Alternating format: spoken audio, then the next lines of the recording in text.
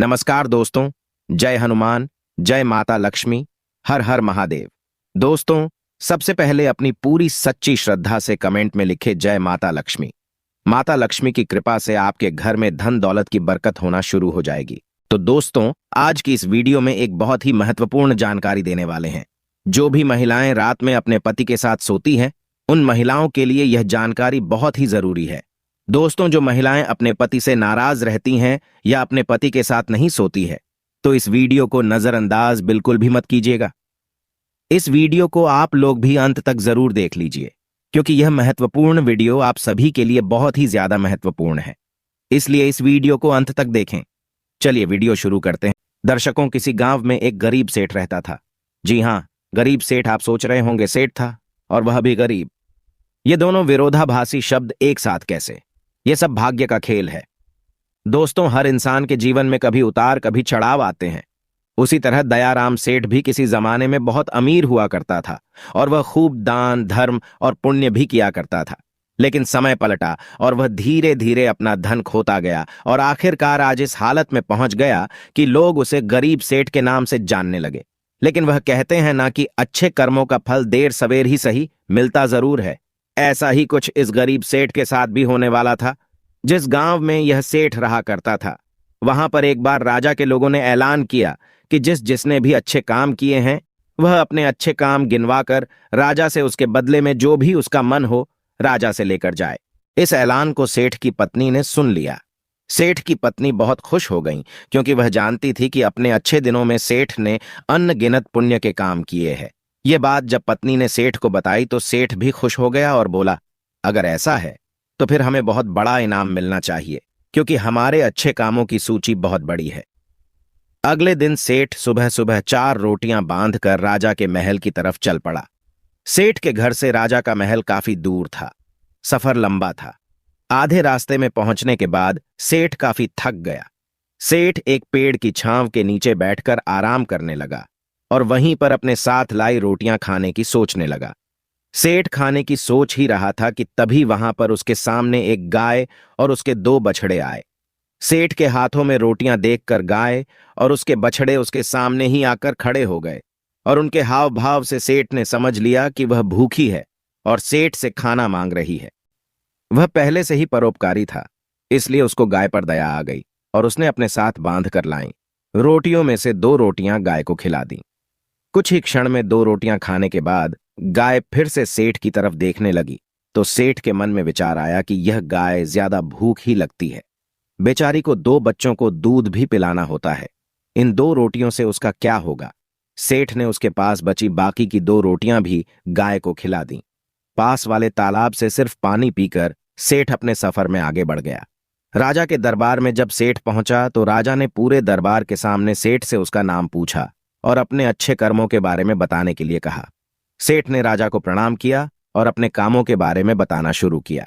सेठ ने कहा, महाराज, मैंने कई भूखों को खाना खिलाया है, कई मंदिरों में दान दिया है, कई निराश्रित लोगों को आश्रय दिया है, कई तीर्थ स्थानों की यात्रा की है, सैकड़ों साधु संतों की सेवा की है।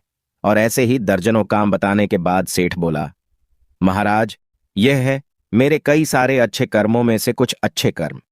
इनके बदले आप जो भी इनाम देना चाहें दे दीजिए। थोड़ी देर सोचने के बाद राजा बोला, अगर तुम्हारे कुछ और अच्छे कर्म है तो वह बताओ, क्योंकि अब तक तुमने जो मुझे बताए हैं उन्हें मैं अच्छे कर्म की श्रेणी में नहीं गिनता। सेठ को राजा की बात सुनकर बड़ा आश्चर्य हुआ।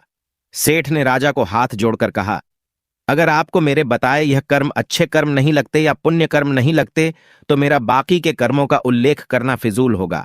आप मुझे इजाजत दीजिए, मैं वापस जाता हूं। सेठ दरबार छोड़कर जाने लगा। तब राजा के दरबारियों में से एक ने राजा के पास जाकर कुछ कहा, जिसे सुनने के बाद राजा ने सेठ को वापस दरबार में बुलाया। राजा बोला, तुमने अपने आज किए अच्छे काम के बारे में तो बताया ही नहीं। सेठ बोला, महाराज, आज मैंने कोई अच्छा काम किया ही नहीं, फिर मैं आपको कैसे बताऊं? राजा ने उसी दरबारी को खड़े होकर सारी घटना बताने के लिए कहा जिसने राजा को उसके बारे में बताया था। दरबारी खड़ा हुआ और बोला, महाराज, जैसे कि मैंने आपको बताया, मैं उसी गांव में रहता हूं जहां पर यह सेठ आराम करने बैठा था और मैंने वहां देखा कि कैसे इन्होंने अपना सारा खाना पास आई गाय को खिला दिया और खुद बिना खाए सिर्फ पानी पीकर भूखे रहे।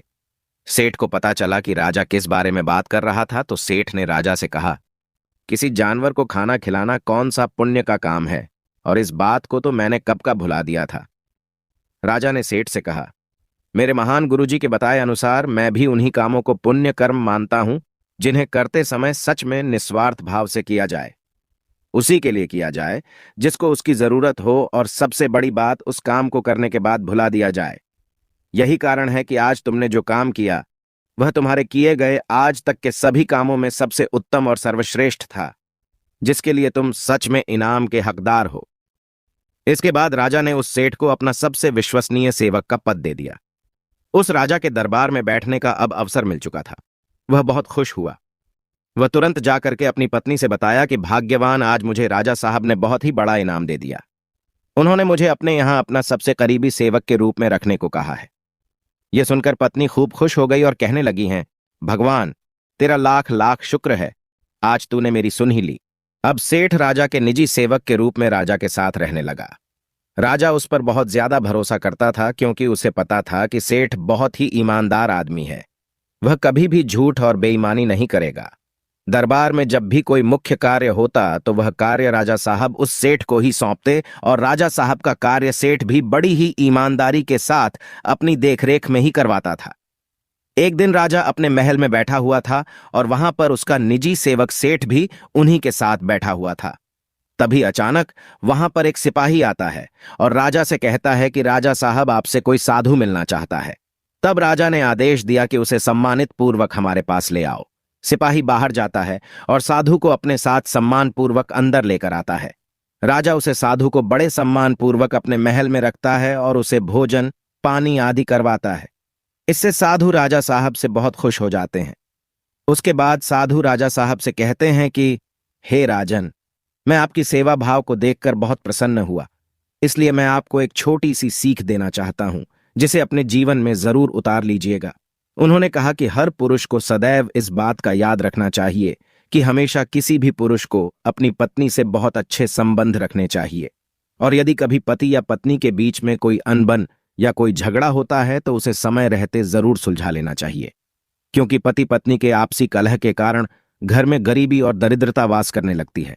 इसलिए पति और पत्नी के बीच में स्नेह होना बहुत ही आवश्यक है। हर पुरुष को यह बात याद रखनी चाहिए कि कभी भी किसी भी पति को अपनी पत्नी से गुस्सा होकर दूर नहीं रहना चाहिए, क्योंकि इस प्रकार पत्नी के हृदय में बहुत बड़ा दुख पहुंचता है और पत्नी घर की लक्ष्मी मानी जाती है, और यदि लक्ष्मी को ही दुख पहुंचेगा तो घर में धन दौलत की कमी आना शुरू हो जाएगी, घर में गरीबी आने लगेगी। हर पति और पत्नी को सदैव पास रहकर एक साथ ही सोना चाहिए, क्योंकि एक साथ सोने से घर में धन दौलत और बरकत बढ़ती है, क्योंकि इससे माता लक्ष्मी भी प्रसन्न होती है। जब घर की लक्ष्मी प्रसन्न रहेगी तो माता लक्ष्मी जरूर प्रसन्न रहेंगी। इतना कहकर वह साधु राजा के राजमहल से चले जाते हैं। कुछ दिन बाद एक दिन राजा का रानी से झगड़ा हो जाता है और वह दोनों अलग अलग जगह पर रहने लगते हैं, अर्थात दोनों एक दूसरे से दूर रहने लगते हैं।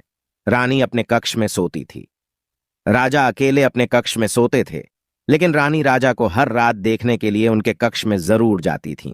पता चलता है कि राजा और रानी के बीच इस समय झगड़ा चल रहा है, तो वह इसका फायदा उठाने की कोशिश करता है और राजा को मारकर सारा राज्य हड़पने की कोशिश करता है। एक रात वह अपने कुछ साथियों के साथ राजा को मारने के लिए उसके कक्ष में जाने को तैयार होता है, क्योंकि राजा अपने कक्ष में अकेला सोया हुआ था। उनके साथ उनकी रानी साहिबा भी नहीं थी। वह खुफिया दुश्मन दूत राजा साहब के कमरे में घुसा और तभी उधर से रानी राजा को रात में देखने के लिए उनके कमरे की ओर आ रही थी। जैसे ही उन्होंने देखा कि कोई उन्हें मारने के लिए उनके कमरे में जा रहा है, तभी रानी ने पीछे से कुछ सिपाहियों को भेजकर उसे पकड़वा लेती है। सुबह जब राजा को यह सब कारनामा पता चलता है, तब वह रानी का लाख लाख धन्यवाद देता है और उसे उस साधु की बात याद आती है कि उसने कहा था, सदैव पति पत्नी को आपस में मिलजुल कर एक साथ रहना चाहिए, क्योंकि इससे घर में धन दौलत की बरकत होती है और सभी का भाग्य अच्छा बना रहता है। यदि सही वक्त पर रानी उसको अगर ना पकड़ पाती तो शायद मेरा धन दौलत और प्राण सब कुछ दूर हो जाता। सच ही कहा जाता है कि घर की महिला स्वयं लक्ष्मी होती है और लक्ष्मी को हमेशा खुश रखना चाहिए, और यदि कोई पति अपनी पत्नी के साथ सोता है तो पत्नी हमेशा खुश रहती है और घर में सुख शांति धन दौलत की बरकत होने लगती है। दोस्तों, सभी लोग सच्ची श्रद्धा से कमेंट में लिखे जय माता लक्ष्मी।